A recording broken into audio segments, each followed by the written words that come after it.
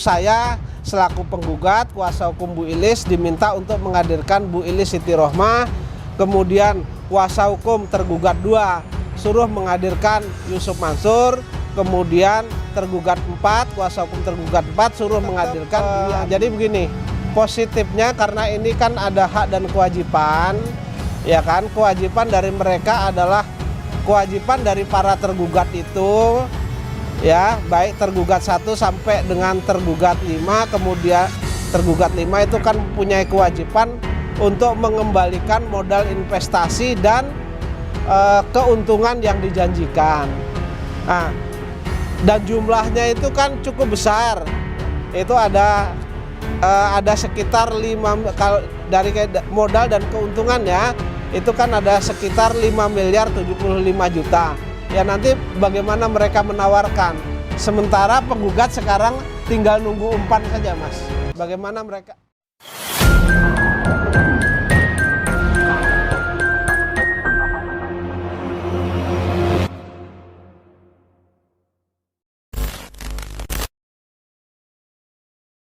Baik, Dia TV mengabarkan dari Pengadilan Negeri Kota Bogor pada hari ini tanggal 29 Februari 2024, persidangan Bu Elis Merawan, Yusuf Mansur dan kawan-kawan, Pak. Betul, ya, betul. Perkembangannya bagaimana, Pak, sampai hari ini, Pak? Oh ya, jadi perkembangannya hari ini bahwa yang hadir dalam persidangan ini hanya kami selaku penggugat, kemudian kami selaku kuasa hukum penggugat, kemudian kuasa hukum Yusuf Mansur sebagai tergugat 2, kemudian kuasa hukum Dwi Yuda Andi tergugat 4, begitu, Mas. Hari ini karena karena tergugat 1 BMT Darussalam sudah dipanggil, baik itu panggilan biasa maupun panggilan umum melalui koran, kemudian PT Adi Partner Perkasa dan Adiansah juga sudah dipanggil melalui panggilan biasa dan panggilan koran. Maka dengan ketidakhadirannya itu, maka hari ini sudah memilih mediator, Mas, begitu. Ya. Iya.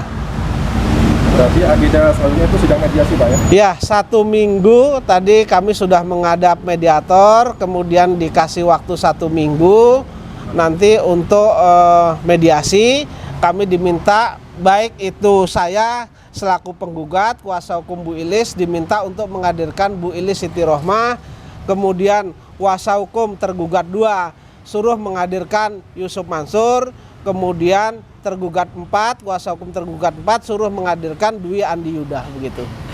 Iya. Ya. Pada sidang mediasi nanti, Pak, kita tahu, Pak, sebelumnya kan Yusuf Mansur sendiri juga pernah menghubungi Pak Zaini untuk mengajak Islah berdamai, Iya. katakanlah, Pak. Nah, kalau pada saat mediasi nanti pihak mereka ingin memberikan tawaran-tawaran tertentu supaya sidang ini tidak berlanjut, bagaimana, Pak?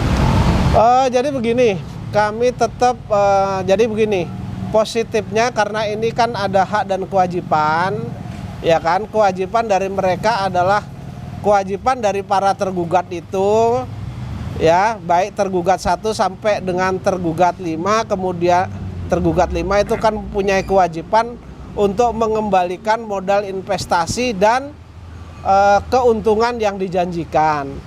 Nah, dan jumlahnya itu kan cukup besar. Itu ada sekitar 5, kalau dari modal dan keuntungannya itu kan ada sekitar 5.075.000.000. Ya nanti bagaimana mereka menawarkan. Sementara penggugat sekarang tinggal nunggu umpan saja, Mas. Bagaimana mereka mengumpankan, begitu. Harapannya tentunya pada mediasi nanti pihak mereka membayar sesuai tuntutan Pak Zaini, ya, atau? Ya, kalau gitu. Kalau menurut kami masuk, ya kami terima, kan begitu ya, Pak, ya. Ini kebetulan ada suami dari penggugat. Ya. Nah, kalau misalkan pihak mereka sendiri tidak mau memenuhi tuntutan Pak Zaini pada sidang mediasi nanti, nah, ini berarti akan lanjut di proses perkara? Ya, deadlock dan masuk materi pokok perkara, kembali kepada hakim pokok perkara, begitu. Nah, dan tentunya pihak Pak Zaini atau Bu Elis Arif ini sudah yakin dengan alat bukti bisa memenangkan putusan nanti, Pak, ya? Oh, sudah yakin sekali kita. Baik. Untuk BMT ini kan sudah 2 kali dipanggil melalui koran Pak, itu tetap tidak adil Pak. Nah ini tidak tahu BMT sendiri juga sudah menjual ruko, disinyalir untuk menjadi tanggung jawab Pak. Iya. Keberadaan koperasi saat ini juga tidak diketahui. Apakah ini memang sengaja untuk supaya para anggota-anggota pejabat BMT ini tidak mendapat konsekuensi hukum tersebut Pak? Jadi begini, ada panggilan, yang panggilan biasa itu juga sudah sampai ke mereka, ke BMT Darussalam Madani sebagai tergugat 1. Kemudian karena saya mendapatkan surat dari Menteri Koperasi yang menyatakan bahwa alamat BMT waktu didirikan itu di sini, kemudian faktanya setelah mereka berjalan faktanya di press market itu, maka saya meminta itu untuk dipanggil melalui koran dan itu sudah dilaksanakan. Ketika sudah dipanggil melalui koran dan pada hari ini tidak datang, maka mereka sudah dianggap oleh pengadilan tidak mempergunakan hak. Nah, ketidakhadirannya itu kemungkinan besar mereka ingin menghindar dari tanggung jawab dan tidak diketahui alamannya sekarang pindahnya kemana itu, kemungkinan mereka masih menganggap bahwa mereka bisa lolos dari jeratan hukum, kan begitu. Nah, tapi ini koperasi, yang namanya koperasi kan ada anggota koperasi. Nah, mereka harus membereskan itu dan membereskan tanggung jawab kepada pihak lainnya, termasuk kepada klien saya begitu. Baik. Tapi saya mengelus dada ketika BMT itu tidak mempunyai tanggung jawab secara moral karena mereka mengatakan sebagai lembaga keuangan syariah. Ternyata ketika mereka sudah menerima investasi, ya kan, lalu mereka tidak bertanggung jawab, ini apakah yang dinamakan koperasi syariah atau koperasi apa begitu loh. Iya. Tentunya Pak Dir sudah menyiapkan langkah-langkah Pak untuk supaya para pejabat BMT ini segera mendapat konsekuensi hukumnya gitu Pak ya. Jadi masih berentetan juga dengan perkara ini kan saya sudah membuat laporan di Polda Metro Jaya berkaitan dengan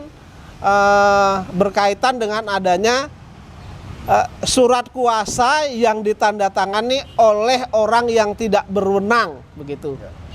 Itu didasarkan dari jawaban Menteri Koperasi dan UKM begitu. Baik, boleh bertanya ke Pak Arif Pak? Ya Pak. Pak Arif, ini sidang sudah berjalan hampir 4 bulan, 4 bulan lebih ya Pak ya? Iya. Nah ini kan pihak-pihak terduga informasi dan juga wajah-wajah BMT juga belum kelihatan Pak. Sementara Pak Arif sendiri selalu ada di persidangan Pak. Nah ini bagaimana Pak kalau ke Pak Arif Pak? Ya. Kalau ini alhamdulillah dari 4 bulan ini udah ada langkah yang mediasi, mudah-mudahan nanti ada terbaik lah bagaimana keputusannya. Tapi yang jelas memang saya berharap dari awal semua pihak tergugat itu memang untuk hadir ya, karena kami mengharapkan sekali adanya solusi terbaik dari apa yang kami investasikan gitu Pak. Baik, berarti untuk sidang mediasi ini kapan Pak? Sidang mediasi diatur lagi tetap harinya hari Kamis tanggal 7 Maret 2024. Baik ya. Pak, terakhir Pak, ini teman-teman pada nanya nih Pak. Nah ini terkait dengan ukuran BM yang gagal maju menjadi anggota DPR ini jadi nggak sih Pak? Insya Allah jadi. Nanti kita kabarkan dan kita upload videonya. Baik. Iya, jadi. Baik, tetap semangat, tetap berjuang di sidang-sidang selanjutnya Pak ya. Iya. Itu perlu jadi saya tambahkan sedikit lagi, kegagalan UYM itu terpilih atau menjadi anggota dewan itu adalah suatu anugerah dari Allah, bahwa kami juga berdoa.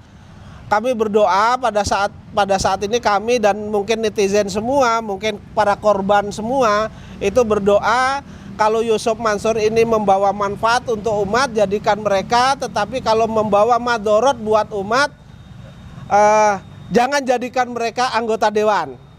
Karena ada rasa kekhawatiran dari saya ketika Yusuf Mansur di 2009 itu masuk Masjid Darussalam, yang pada saat itu kondusif, yang saat itu rukun, yang saat itu aman, yang saat itu sejahtera. Dengan masuknya Yusuf Mansur jadi berantakan seperti tsunami. Berarti syukur atas karena doa-doa dari para investor ini terkabul. Ya, Amin. yang namanya jamaahnya investor batubara itu Jabal Nur ya, pertamanya menjadi Jabal Nar. Ya, itu. Berarti nanti yang hadir siapa saja nih, Pak? Oh, yang hadir ada beberapa, ada, memang tidak semua dipanggil karena keterbatasan waktu, keterbatasan tempat dan lain sebagainya. Tetapi masing-masing investor nanti ada perwakilan. Misalnya ada perwakilan dari patungan usaha, kemudian ada perwakilan dari JBN, kemudian ada perwakilan dari Paitren dan lain sebagainya. Gitu. Semoga lancar acaranya, Pak ya. Ya, amin. Pak, terima kasih, Pak. Oke, Allahu Akbar. Allah Akbar.